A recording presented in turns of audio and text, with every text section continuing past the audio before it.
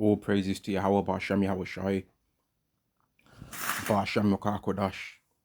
Double honors to the apostles and the elders of Great Millstone, and Shalom to the elect to the nation of Israel. And this is going to be a lesson on how the financial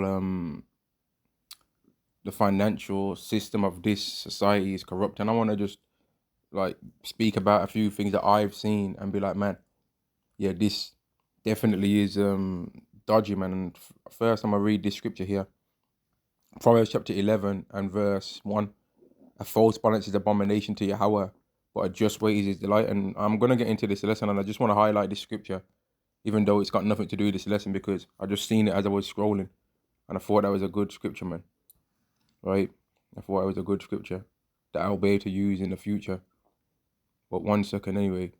Proverbs chapter 11 and verse 1. A false balance is abomination to Yahweh, but a just weight is his delight. And in this society, man, like, the financial system is dodgy, man. And I remember like it was only like maybe about a year or so ago that I really looked into the whole mortgage system of this society. Not because I can afford to buy a house or anything like that. I was just intrigued to do it because people in this society, they think they've made it once they own a house. So I started looking into it, and I thought I did it wrong. I was like, man, nah, I must not know what I'm talking about. I must have actually did this wrong. And what I found out, which some people obviously already know, but what I found out from me looking into it was like, when you get one of these mortgages, right, you end up buying the same house that you end up paying for afterwards. You end up paying for that house a good like 2 or 3 times over. So a £250,000 house, after that mortgage is paid, ends up costing the person a good like 750 grand. So they've paid for that house a couple of times, man. By the time they actually own that house, they could have owned it 3 times. They could have bought 3 of those. And then by the time they actually finish paying off the house, most of the time the person's way beyond their years of where they could be able to enjoy the property. So then they end up selling it anyway, and their child that wasn't around for most of the time when they end up earning it ends up just wanting the money. They don't care about the actual having the house. They just want the money. So then now all that payments to own that house is gone. And they may as well have just done a savings account or whatever thing they did and saved the whole 750,000 and rented somewhere or something, because the child ended up basically getting rid of what they paid that £750,000 for 250,000, right? Because the child ain't gonna be able to buy the house sell the house for much more than 250,000. So 500,000 then, in this case that I'm giving as an example, 500,000 now was wasted. Because the child doesn't end up being like, okay, my parents ended up spending an extra 500,000 on this house. So before I sell the house, I'm going to at least try and get that 500,000 out of this house first by renting it to somebody or whatever. By renting it out until we get 500,000 out of it through that, which would take a hell of a long time anyway, right? But they don't even try and do that. They don't even try and recoup any of the money that their parents put into that house when it's their chance to decide what they want to do as when they get it given as an inheritance. And then what do they end up doing after they sell the house? Wanting to buy another one. And then they might say, okay, I want to buy a bigger house now. And they might put a down payment of the money from the previous house now into this next one. And then now they end up having to pay 3 times more than that house was worth. And so they might end up having to pay 1 million more, or whatever the prime payments will be, man. And it just goes into what the scripture says, Proverbs 11 and 1, a false balance is abomination to Yahweh, but a just weight is his delight. That's a false balance, man. Usury on your own people is a false balance, and Esau does usury on his own people. Esau don't say to his own people, okay, I'm going to put you a 0% interest mortgage, but everyone else, to hell with them, they're paying interest. He don't do that. Because if he did, first off, plenty of people that would see that and be like, nah, I'm not buying a house over here, then I'll buy one in my own country. And people would start to not side with Esau. And that's the reason why Esau can't really openly be who he wants to be, because then it's going to make people realize that all this that he was saying before was a lie. And Esau's power comes from lying. It don't come from being bold as a lion. Esau has to slither on his back like a snake. He can't be the righteous as bold as a lion. He has to be the slithering serpent from the Garden of Eden, slithering on his belly, man, crouching, going and crouching, smiling and crouching. He can't be bold and just feel like he can say what he wants to say, because then people be like, okay, that's how we're playing it. Okay, so we're on that then. Okay, I'll be like that too to you. And that's why they're scared, and they say, oh, if a so-called white person said this, because they ain't got the courage to just say things regardless of whether they're going to be judged for it or not. They talk like they're so courageous and all that, right? They're painting themselves to be everyone in the movies, but they're scared to say what words they want to say. Why don't they just say, even if something bad happens, why don't they just say it anyway then? Now, let me see if I can find any more scriptures on the whole false balance thing, man. Maybe I got some highlighted, because I can't think of any off the top of my head. Salakia. Try and bear with me to see if I can see any scriptures on well, I'll read this one. Proverbs chapter 13 and verse 11. Wealth gotten by vanity shall diminish, but he that gathereth by labor shall increase. And that's going into how, like, in this world, man, like, if you've paid any amount of time just looking, not even necessarily if you even did it, man, but if you've tried, and just for a joke, you tried like a training account on any kind of crypto stocks thing or anything like that, and you just really sat back and just watched how that whole thing works, man, you'll realize just how fickle money is in this society, and how it seems like somebody could, if they was to be right 10 times in a row on big deal things that went up or down, right, they'd be able to become a millionaire in a year off of just like pressing buttons, man. Like, it's absolutely ridiculous. And this ain't me recommending that no one does that or nothing like that. I'm just saying what I've seen and what you will see yourself if you was to have even paid any attention to that. Like, the whole thing of how insider trading is illegal. Just because it's illegal don't mean it don't happen in this society. Because if somebody knows that a certain person is about to be fired from a company, they'll know, okay, that stock's going down. If somebody's heard information that, okay, they just got this deal with this particular company, they'll know, okay, this thing's gonna go up. And that's why when what's it called, man? When the president of America was talking about this whole Golden Dome thing, the people that was interviewing him thought they were slick, and it was like, oh, so what companies are you thinking about using to try and get this thing going? And as soon as they mention the names of the companies, right, guaranteed those particular companies, if they're on the stock market, started going up or going down. Guaranteed. Certain industries that are related to those kind of things would have started to go up. When there's war, or when there's like a oil or certain things that happen, if there's a country that's related to oil, and there's news that they're going up, going to get into war, something like that, certain things change in the stock market. It just happens like that. But because this society's corrupt, man, the financial system in this world is corrupt. The whole cryptocurrency thing has created a hell of a lot of millionaires. But then there's been several people, right, that, like, in this world. Let me give this an example. There was that woman that did that stupid hot tour bullshit, right? She made a meme coin, right? And all the people that invested into that and was starting to make money, seeming like they're gonna make money, they lost it all. They lost it all, man. There was certain people back in the day, not long ago, that was dealing with some coin, one of them weird coin things, Shiba Inu and all that, and they lost out on plenty of money because it just flapped. Like, there's plenty of people that have made money in some of these things, but then it just comes and goes. It can go up quick and it can go down quick, and all the so-called profits that they made disappear. That's just how it goes. But he that gathereth by labor shall increase, which lets you know that to get it by the harder way is gonna give it more longevity. And that's why when people think that they're gonna just in the end start believing in Yahweh Shem Shai, no, you're not. Because the other people that learn this knowledge, they got it through graft, man. They got it by having to, before even the internet, they had to go to the library, read the books, man, before there was any internet. And then other people that started having to be able to do it through the internet, they still had to sit down and study. They had to be sitting down and reading the Bible when it's daytime, when it's light outside, then looking out the window and it's dark outside. And then by the time they finished studying, it's light outside again. That's the kind of things that they did. Losing sleep, but not feeling tired. They really was sitting down and really studying the Bible, man. For other people think that they're just going to come by, read John 3:16, and then try and cut the Hebrew Israelite doctrine. No, you're not going to. You're not going to be able to just stop and break down what the Hebrew Israelites are talking about by reading John 3:16, because above and below, there's scriptures regarding that. But how many of you people have ever read from John 3:1 to John 3:16 before you start talking all that? But then when the moment we read Romans 9:13, then all of a sudden you want to say read it in a context, but you've never did that. You've never shown that when that whole conversation that relates to John 3:16 is taking place, it's a conversation between two Israelites for starters.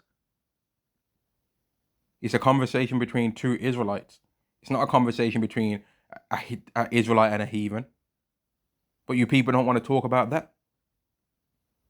And the situation is related to Moses raising up the serpent in the Garden of Eden. You don't talk and mention that neither. But we'll go into Romans 9:1 and read to Romans 9:13, and we'll read 14, and we'll read the whole chapter, and then you people will still try and say, oh, nah, it don't mean that. It means love less. But if it's love less, why does it say hate then? And why is the prophecy regarding the Edomites that they're going to be all of them wiped out? We never made it say that in the Bible. It says it though, but it doesn't say it there because we wanted it to. It's not only in my version of the Bible where Romans 9:13 says that Esau's hated. It says it in your version too. Don't believe me? Open it up and read it. It's not just only the Hebrew Israelite. There's not a King James limited Hebrew Israelite edition. There's not a One West edition Bible where we've twisted and changed up verses. No, we read the King James Bible, the NIV, all the different versions will read the same version that Christianity reads, yet somehow they manage to skip over all the verses that we read, to the point where sometime when a Hebrew Israelite reads a verse, they'll say, what version is that? What is that really the Bible? And then they'll get shown it is, and then they'll just still be looking stupid. Because the Hebrew Israelite doctrine is so different from what Christianity teaches that people have actually accused the Hebrew Israelites of not even reading from the Bible. That shows how little they actually read that book in the church. In the churches, man. Right, let's carry on. Let me see if I can find verse 22, Proverbs chapter 13 and verse 22. A good man leaveth an inheritance to his children's children, and the wealth of the sinner is laid up for the just. So there we go. All this money that Esau is building up right now through his financial corrupt system is going to ultimately just be passed on to us anyway. And all the hard work that the Hebrew Israelites are doing, that's an inheritance that's going to be left onto their children's children, because those men of the elect of the nation of Israel are going to be like the forefathers of the children in the kingdom of heaven. Because there's not going to be no Israelite that don't believe in Yahweh that still gets made to be here and be able to make their seed go on into the kingdom of heaven. That's not going to happen. The only Israelites that are going to be alive are going to be Israelites that believe in Yahweh very soon. And they're going to be the ones that continue on what's going to happen for the children of Israel. All those Israelites that don't believe are going to have to become children of the Israelites that did believe. And let me get a scripture as to why I'm saying that. Ezekiel chapter 14 and verse 20, though Noah, Daniel, and Job were in it, as I live, saith the Lord Yahweh, they shall deliver neither son nor daughter, but they shall deliver their own souls by their righteousness. So only the people that believe in Yahweh are making it through. So even when people say that women are going to be saved through childbearing, okay, that's true. Even when people say women are going to be saved because of through their husbands, okay, that's true. But they believe too. And they're showing their belief through believing in what their husband's doing. That's how they're showing their belief. They're showing they believe in Yahweh Ba'Shem Yahushai through believing in what their husband's doing, man. It's not just because of their husband, because their husband don't make them of the elect, really. It's because they are of the elect. Verse 21, for thus saith the Lord Yahweh, how much more when I send my four-sword judgments upon Jerusalem, the sword and famine and noisome beast and pestilence, to cut off from it man and beast. So the people of the children of Israel are going to be cut off when Yahweh brings them four-sword judgments, and it's getting ready to happen. Verse 22, yet behold, there shall be left a remnant that shall be brought forth, both sons and daughters. Behold, so women are going to be saved too. right? Behold, they shall come forth unto you, and ye shall see their way and their doings, the elect. And ye shall see their way and their doings, and ye shall be comforted concerning the evil that I have brought upon Jerusalem, even all that I have brought upon it. We're going to understand why Yahweh had to get rid of all of the Israelites that didn't believe, man.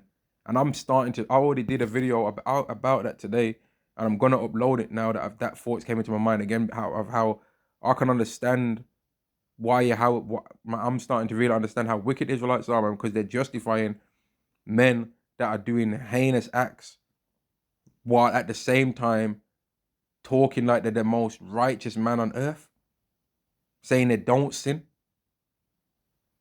but then they're getting caught doing madness. Verse 23, and they shall comfort you when you see their ways and their doings, and you shall know that I have not done without cause, or that I have done in it, saith Yahweh. So the Israelites that make it are going to understand why Yahweh brought that judgment on the children of Israel, but only the children of Israel that believe in the Lord are going to exist in that time. And everyone else that ever exists again as an Israelite is going to be a child of those that made it during the time of Jacob's trouble. The children in the future of the kingdom, right, are going to be children from the survivors of Jacob's trouble, man. Right? They're going to be the descendants of the survivors of Jacob's trouble. That's what it's going to be. Now, some people say, nah, well, there's only one way for us to truly find out, isn't it? We're going to find out when it's all said and done. Let's go back to the book of Proverbs, and I want to try and see if there's any more verses on money, on the money thing. Well, I'll read this one. In fact, nah, that's not necessarily really. Okay, here's one. Proverbs chapter 17 and verse 5. Whoso mocketh the poor, reproach of his maker, and he that is glad at calamity shall not be punished. And that's one of the main reasons why our people in our nation chase the bag so vastly, because our nation, more than any other nation, like to call people broke, which is funny because our nation is the poorest nation. You got this guy, Anton Daniels, is quick to call our people broke, man. One of the first insults that our people throw out, especially at another so-called black man, is that he's poor, because they know that that's something that hits at a man's ego.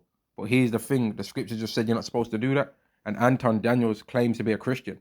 And this verse is in his book that he would use. But he's quick to call people broke. Because as long as when he wakes up, he sees that he's a millionaire, he don't care about nothing else. He don't really care about being healthy in any of these other things. He don't really care about being intelligent. As long as he looks in his bank account and sees that he's a millionaire, he thinks, I'm made it. I don't care about nothing else. That's the kind of guy that he is, man. That's the kind of person that he is. But let's carry on.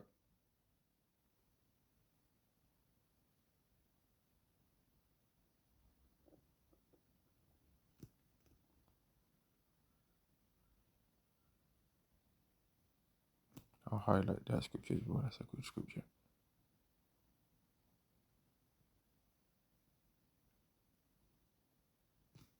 That's a good scripture too. I've heard that one a couple of times. Hey, so look here. Here's one. Proverbs chapter 19 and verse 1. Better is the poor that walketh in his integrity than he that is perverse in his, than he that is perverse in his lips and is a fool. And what helped that guy do all that madness that he was doing, that he got caught doing, was that he was getting money, man. 300,000 a year, which for being an Israelite, in the truth, that's a hell of a lot of money to be able to be raking in. That's a hell of a lot of money to be raking in as an Israelite. But then here's the thing. During that time when he was doing all that madness, spending all that money on the money that he spent on that device kit thing, yeah, I'm pretty sure that could have helped somebody out in his camp. At least one person. Let's just say, I don't even know what the price was that he paid for the thing. How would I? But let's just say that the thing was $100. Yeah, I'm pretty sure he could have gave that $100 to somebody in his camp instead, and they would have been helped or something like that by that $100. But he said he took that $100 and spent it on that. That's crazy. That's absolutely ridiculous, man.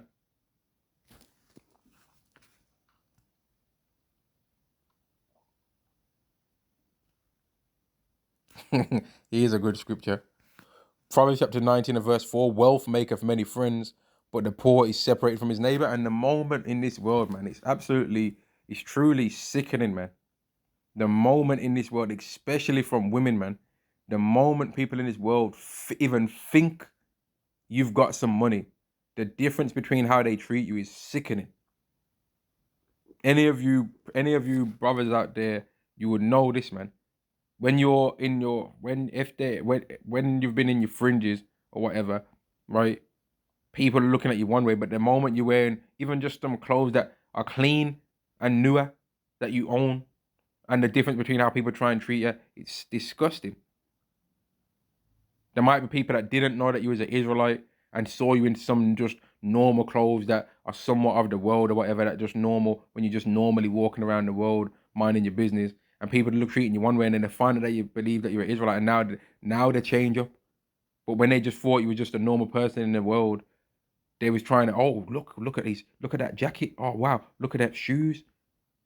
It's disgusting. Or they might see your car, your vehicle, and be like, oh wow, that's a nice car, and they treat you different because they perceive that you got wealth. But when people think you're poor in this world, they don't treat you nice, man. It's disgusting. Here's the next scripture, man. All the brethren of the poor do hate him. How much more do his friends go far from him? He pursueth them with words, yet they are wanting.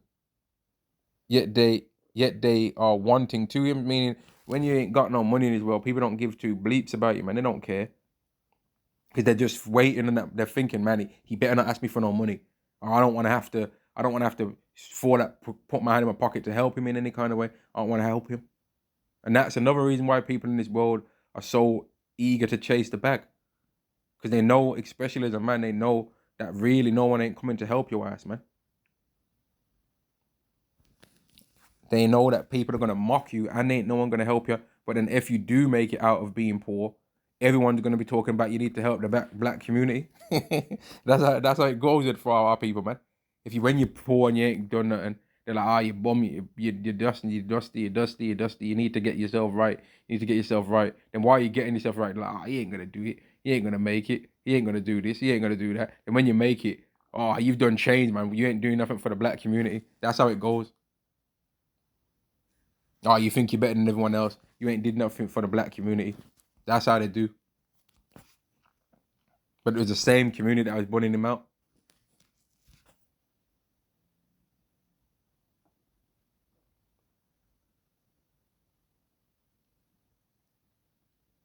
And when you really look at the corruptness of this society, man,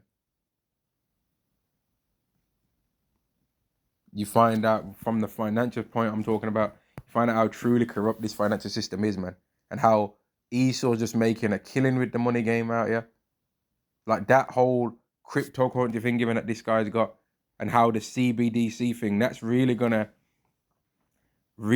like drain people's pocket. It's gonna force them to have to spend money when they don't want to spend it, because the money is gonna be able to be expired. So let's say you made what? Oh no, man, $5,000 a year. I mean a month, sorry. Let's say you made $5,000 a month. And then what's that? That's 60,000 a year of whatever currency you for your country you live in. Let's say he makes that half, and let's say your outgoings and the most that you have to spend every single month was worth 4,000 of pounds worth of things. That would mean at the end of the year you could save 12,000. But if he makes the money expirable, now at the end of a year you ain't gonna save nothing. You understand? You're gonna be forced. And let's say, every single year, because your spendings are 4,000 a year, and he says every single month your wages expire. Now, every single month you may as well spend 5,000, because if you don't, you're not gonna be able to save it, and it goes into okay. So now I've spent 4,000 this month, so I've still got 1,000 spare. So now in the second month of the year, I've now got 6,000 that I can have. No, you're gonna have 5,000 every month, and if you don't spend the full 5, right, then you've got 0. And it rolls in to the next month. That's how Esau wants to try and do it to people. So then you don't have no savings. You live your life is going to become a direct debit. your whole life's existence is going to become direct debit, man. That's how he wants to do you. Just like how people just naturally know, okay, my wages are going to go in. This thing's going to come out my account. That thing's going to come out my account. So I got to make sure that the money's in there for this, and that to come out of my account. They're going to want everything to be a direct debit. Your breathing rate's going to be a direct debit, man. Or yo, this month your heartbeat went into tachycardia, brachycardia. You know what? Nah, you're breathing too much in a year, in a month. We're gonna have to raise your tariff. That's how they're gonna do people, man. I've had back in the past a black box on a. I wanted my insurance to go down before in the past, so I got a black box on my car. It was like a black box device thing, and you pull it on the dashboard, right? And it monitors the speed you're going. You understand? I had it for like a few months because it would make the insurance go down. Then I got rid of that insurance and got a next one, right? After like a year, I mean. And then it made the insurance go down and you get a next one and it shows you a good drive or whatever, right? But it literally tracked your driving. And if you was driving too fast, it would give you an alert next time. It'd be like, okay, you need to actually pattern up on that driving. Basically, it would be like, you need to, and it would say, oh, if you keep driving like this, your insurance is gonna go up. It was doing that. I've actually literally experienced that before in my life. But there's other kinds of insurance like that where they literally attach the black box directly to your car. But this one was just a device that you just keep on a dashboard, man. That tracks how fast the car is going and the mileage and all that. So it would be like, okay, you lied about the mileage. You said you only drive this and that amount of miles a year, but it's seeming like you're going to drive more. We need to raise that insurance of yours. This is the kind of thing ESA is going to do to people. Oh, your heart rate based on your carogma is actually showing that your heart rate is a lot higher. That means that your carbon outputage is a lot more than what you said it was. So either lose some weight or we're going to have to raise your tariff on your existence as being a human being that's alive. So we're going to take out, we said we was going to take out 289 credits a month because of your breathing rate. But actually, we're going to take out 389 now. It's gone up by 100. This is the kind of thing ESA is going to want to do. Everything kind of direct debit. Or we noticed you was clapping your wife's cheeks 10 times a month. Actually, you said you only do it about 2 or 3. We're going to have to raise your tariff on that because that's raising your carbon outputage. These are the kind of sickening things this guy wants to try and do, man. You said you don't really eat meat that much. We realized based on your account basket that you've actually been buying lamb this amount of times. We're not having that. When you need to raise your carbon outputage, that means that we're going to take out 500 credits a month from you instead of 250 now. This is the kind of thing he wants to be able to do, man. And if he'd never thought of that before, eventually he would think about it because he don't care about righteousness, man. His financial systems are proof of that. Proverbs chapter 19 and verse 17. He that hath pity upon the poor lendeth unto Yahweh, and that which he have given will he pay him again. And that's why I've personally noticed this. The apostles, right, of GMS, whenever people come up to them panhandling and stuff like that and asking for money, I've seen that they give it them, man. They buy people shoes and all kind of stuff because they understand that Yahweh is going to give it back. Or even if Yahweh don't give it back in no physical way, charity covereth a multitude of sins. They're not doing it because they're on camera. I personally believe that they'd do it even if they weren't on camera.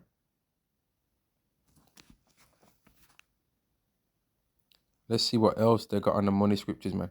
Because this financial system of this world, man, is really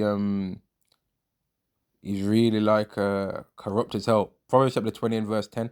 Diverse weights and diverse measures, both of them are like an abomination to Yahweh. And that's why the whole inflation thing is wicked, because if money was really a true measure of thinking wealth in this world, right?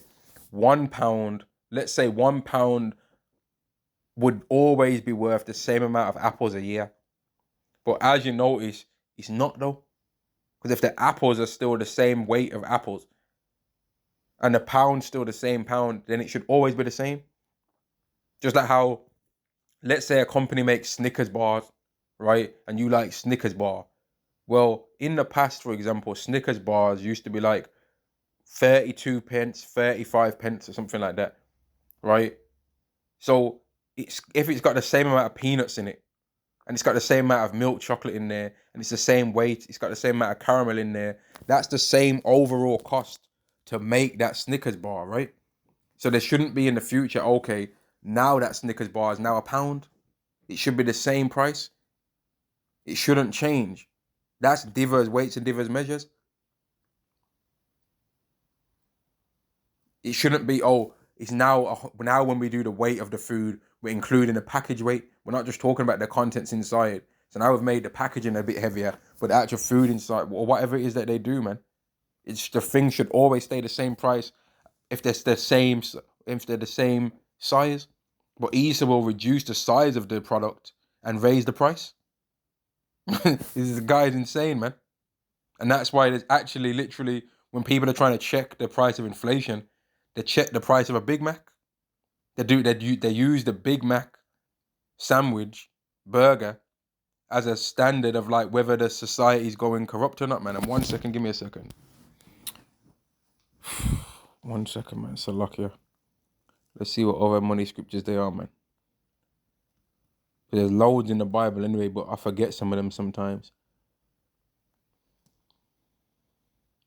I just knew that I had some of them that were highlighted. Here's a scripture to go into. Proverbs chapter 22 and verse 16. He that oppresseth the poor to increase of his riches, and he that giveth to the rich shall surely come to want. And that's what plenty of people do, man. Like people talk about how the Hebrew Israelites are corrupt and all of this. They say that, right? But especially when I'm speaking from Great Millstone in particular, the doctrine's free. They're not asking, like, but some people is talking about, I'll pay to have a Hebrew, I'll pay you to give you a Hebrew name. Like, what are you talking about, man? They're going beyond Esau. Esau don't even charge you to have a name in this world, but they're trying to charge. Esau don't make you have to charge to have a name in this world, man. But they're trying to do it. Or if you want a Hebrew name, okay, that'll be $25, brother. Why can't I just give my own Hebrew name myself? Why can't I just give myself a Hebrew name? Nah, because then it's not sanctified. Who are you to sanctify it? Well, you see me, I'm not breaking any laws. Oh, really? You sure about that? Let's see if Yahweh agrees. And then Yahweh Shemel Shai reveals it, and it turns out, you were breaking quite a few, mate, weren't you? Let's read this. Proverbs chapter 22 and verse 22. Rob not the poor because he is poor, neither oppress the afflicted in the gate. And the whole stock market and all of these kind of things, that really robs the poor, man. Because there was this situation before where you had it was GameStop, I think it was BlackBerry, it was AMC, and it was a few other companies, right? And people found out, okay, they keep shorting these companies.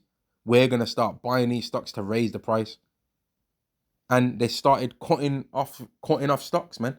They started cutting off the ability to buy things. Why are they doing that for?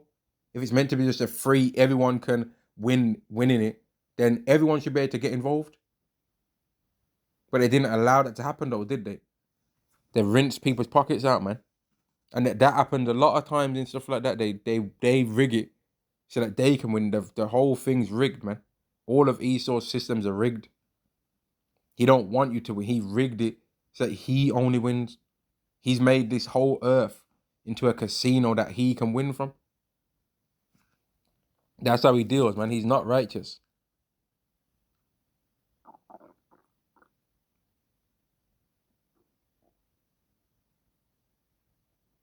Here's a scripture to read, man. Proverbs chapter 23 and verse 4, labor not to be rich, cease from thine own wisdom, because in this world, man, it's easy desire to want to have nice things, man, especially as a man, because a man actually desires to look after the people that are around him. Women don't. Women can't want to have money so that they can restrict themselves from having to listen to anything a man says. But men actually desire to have money and funds so that they can take care of the people around them, man. Men actually like to do stuff like that. Women don't, on the other hand. They don't like to do nothing like that. They like to try and throw how much money they make in a man's face, and at the same time expect him to take over all the things that they was once upon a time paying for themselves and do more. It's absolutely, man. It's absolutely ridiculous, man. Solomon was definitely right about what he said about a woman's heart being snares and nets, man. He was definitely right.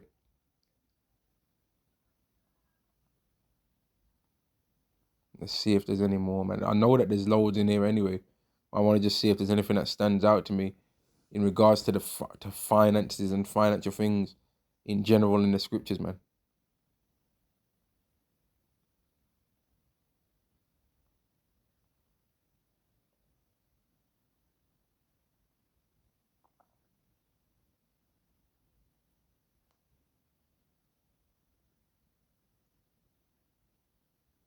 Well, here's a scripture that I can apply.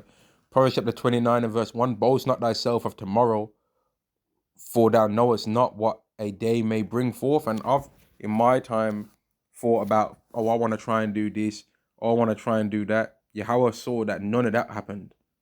I'm telling you, Yahweh Ba'Shem Yahweh Shai saw that not 1% of those things took place. And that's why we're supposed to say Yahweh Ba'Shem Yahweh Shai will, right? Because you might think you've got a plan in your mind, might have all the sense in the world to try and do it. You might think, and that's why the scriptures say, man's goings are of the Lord. How can a man then understand his own way? That's why the scriptures say there's a way that seemeth right unto a man, but the end of the ways of death. You might think you've got an idea and a plan that you want to bring into life, but if Yahweh's not with it, it's not going to happen. And that's why Esau is going to be the main person that's boasting of what he's going to do this way and that way. And that's why, even when it comes to the money thing, like, it's fickle, man. You can't guarantee how much money you're going to have from one day to another. You can't. You can't guarantee that. Verse 2, let another man praise thee and not thine own mouth. Don't be going around talking about how you this and you that and what you've did for people and what you've did for that. Right? Boasting in yourself. But in this world, you don't get told to do that though. You get told to praise up yourself and talk about, boast all your achievements. I got a degree. I'm a PhD. I've got this. I've got that. I did this amount of hours a week to get this lifestyle. I've been had money before I came in the truth. When you get to just talk about, I've been had money before I started rap. I came in the game with more rich from rap. Most of these jiggers only got money from rap. I've been had money before rap. No, that's how they do. There's boasting. Rap music in general is all about boasting you how you're better than everyone else. I've got all this money. I'll F your B. I'll B your F. I'll do this. I'll do that. Your wife's eye on my chain. Your woman's eye on my chain. Your girl's eye on my chain. You broke ever nillas can't mess with me. I've got way more paper than all of y'all. I'm the bestest. I'm the truth. I'm the most fogged out. I'm the best. I'm the most handsome. Your woman's eyeing me. I'm this. I'm that. It's just all about flexing up how good you are from your own self saying it, not from other people saying it, from you saying it about yourself. And if anyone else ain't saying it, then they're supposedly a hater. That's how it is.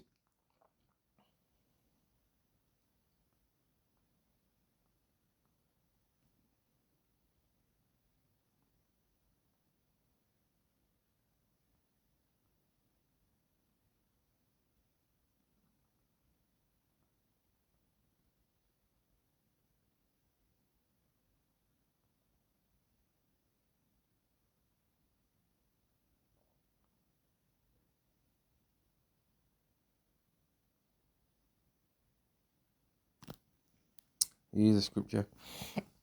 He that hateth be rich shall have an evil eye, and considereth not that poverty shall come upon him. And that's how it is when you're chasing money all the time, man.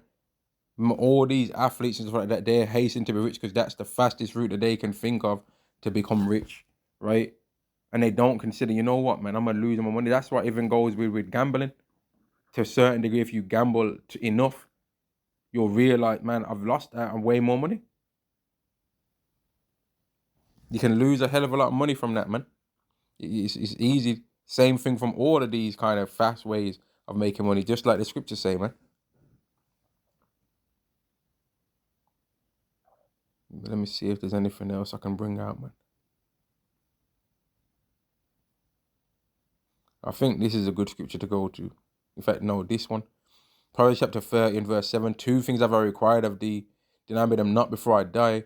remove far from me vanity and lies, give me neither poverty nor riches, feed me with food convenient for me. And that's not me saying, oh, if someone tries to do the stock market, if someone tries to do cryptocurrency, if someone tries to do any kind of alternative way of making money, that they're going off. Because if that's the case, then pretty much every single thing in this society that we do to make money is going off to a certain degree, because this is all being done to raise up Esau's kingdom, right? Every single industry that any person in the truth will work in is ultimately to boost up Esau's system. You're making Esau money one way or another because you're having to pay him at the end of it with your money, right? It's all holding his society up. Verse 9, lest I be full and deny thee and say, who is Yahweh? Or lest I be poor and steal and take the name of my power in vain. So if you have too much money, you're going to start thinking you're the shit. And if you have basically nothing, you're going to steal, and you're not going to think that you're going to be like, man, Yahweh didn't have mercy on me, because why has he made me be so poor that I have to do this? So that's why it's good to be in the middle, balanced, man. If everyone in the truth was to get the amount of money that they think is a lot of money, right? Who ain't no telling what they'd end up doing. Ain't no telling. Because all the women that you desire now are going to be flying in your direction. And you might shake a few, and you might be like, nah, I'm just stoic. I ain't dealing with y'all, and I'm righteous. You might shake off the first 2,000 even, but that 2,001st one, if she catch you on the right day and she's a demon, mate, you might give in eventually. Solomon did, right? Solomon had 1,000 wives. Eventually he gave in to his wives in his older age, right? Eventually. And I'm going to end the video there, man. I just wanted to talk about this financial system a bit, because I've started to really realize how corrupt it is, man. And I'm going to say shalom.